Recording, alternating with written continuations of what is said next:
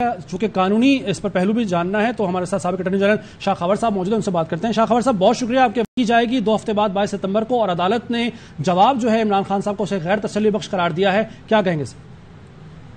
دیکھیں جی، ہمیں تو یہ توقع تھی، چونکہ جب میں نے کل یہ بیان کا جو جواب پڑھا شو کاز نوٹس کا، جو سپلیمنٹری جواب تھا، اس سے پہلے بھی انہوں نے جواب دیا تھا، اور یہ جو دوسرا جواب دیا تھا وہ عدالت نے ان کو ایک موقع دیا تھا کہ آپ کو کس طریقے سے آپ کو جو ہے اس کو جواب دینا چاہیے، اور اس میں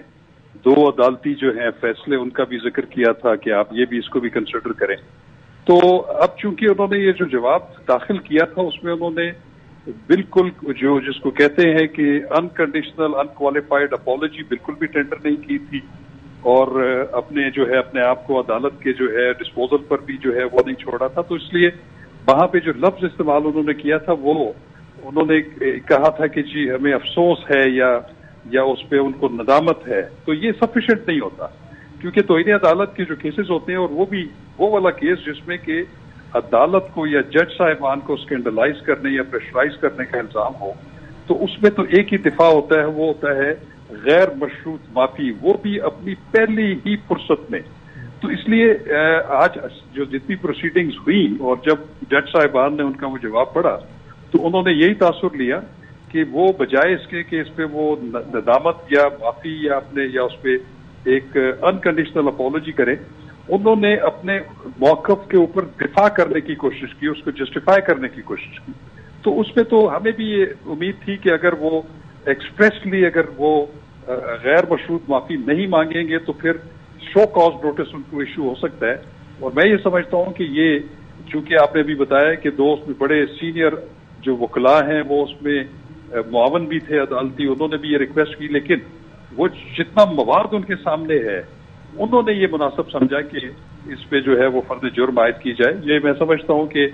عمران خان صاحب کے لیے خطرناک ہو سکتی ہے۔ تو شاہ خاور صاحب، جب فرد جرم عائد ہو جاتی ہے یا اس سے پہلے اگر جیسے 22 ستمبر کو عمران خان صاحب غیر مشروط معافی مانگ لیتے ہیں تو کیا یہ معاملہ حل ہو جائے گا، ریلیف مل سکتا ہے ان کو پھر اس معاملے میں؟ دیکھیں میں آپ کو بتاؤں، وہ جو 2 ججمنٹس انہوں نے دی تھی، ایک طلال چودھری والی اور ایک دوسری تھی نہال ہاشمی، جی نہال ہاشمی، اور ایک دانیال عزیز، جی اس میں بھی تینوں کیسز میں یہ ہوا تھا کہ جب ان کے خلاف توہین عدالت، وہ بھی کرمنل کنٹیمپٹ، اس میں بھی ججز کے جو ہے ان کو اسکینڈلائز کرنے یا ان کی حیثیت کو انڈرمائن کرنے کا الزام تھا، تو اس پہ شروع میں انہوں نے اپنا دفاع کرنے کی کوشش کی، اپنے بیانات کو جسٹیفائی کرنے کی کوشش کی، پھر ان پہ فرد جرم عائد ہوئی۔ فرد جرم عائد ہونے کے بعد انہوں نے غیر مشروط معافی جو ہے وہ مانگی، ایک دفعہ نہیں کئی دفعہ مانگی۔ اچھا۔ تو ان عدالتی فیصلوں میں یہی لکھا ہوا تھا کہ جو غیر مشروط معافی ہوتی ہے وہ آپ کی پہلی اویلیبل اپرچونٹی میں مانگنی چاہیے اور آپ کے رویے سے بھی ظاہر ہونی چاہیے۔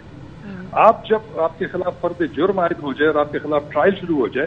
تو پھر عدالتیں جو ہیں وہ پھر معاف نہیں کیا کرتی، پھر وہ دیکھتی ہیں کہ وہ کنٹیمپٹ جو ہے اس کا میگنیٹیوڈ کیا تھا، اس کے مطابق پھر وہ اس پہ فیصلہ کرتی ہے۔ تو یہ میں سمجھتا ہوں کہ ان کو ایک موقع فراہم کیا گیا تھا، لیکن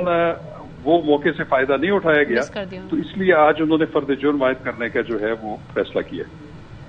ٹھیک ہے شاہ خاور صاحب، بہت شکریہ اس کیس کے حوالے سے، فیصلے کے حوالے سے آپ بات کر رہے تھے۔ تو ہمارے ساتھ موجود ہیں ایڈوکیٹ فیصل چودھری صاحب، ان سے بھی